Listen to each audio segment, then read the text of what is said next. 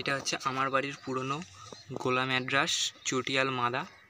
এ আমার বাড়িতে ওরকম 6 ঘন্টা 6.5 ঘন্টা নর্মাল উড়েছে একা একা।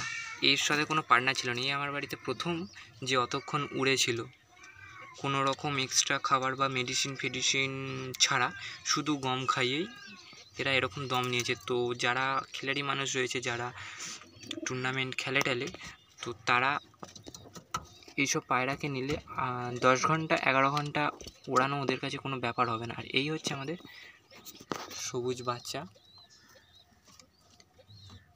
বাচ্চাটা দুপর হয়ে গিয়েছে। এই বাচ্চাটা কেমন হয়েছে কমেন্টে জানাবেন। আর এটা তো দেখেছেন আমাদের পুরনো মাদা। এই মাদাটা ডিম দিয়েছিল 5 পরে, আলাদা করে দিয়েছি। আর এই পায়রাটা হচ্ছে একটু ভীতু। এ হচ্ছে আমাদের বাড়ি এসেছিল, একা একা এসেছিল, কোনো পায়রা ছাড়া ছিল না। দেখি খাঁচার ওপর বসে আছে। আর এর ঠোঁট দেখতে হবে একটুখানি বাঁকা রয়েছে।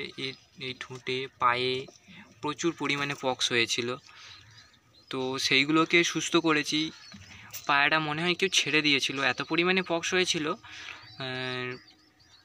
কি বলবো, তখন খেতে পারছিল না ঠিকঠাক।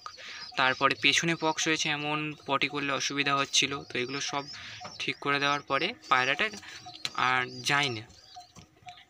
একে না ধরেছি নিজে নিজেই ঘরে ঢুকেছে। এখনও পর্যন্ত অন্য কোনো ছাদে বসে না, উড়ালে আমার বাড়িতেই বসে। এর তো ডানা কেটে রেখেছি 5টা করে, কেন গিরিবাজ পায়রার তো একটু সময় লাগবে ওড়াতে।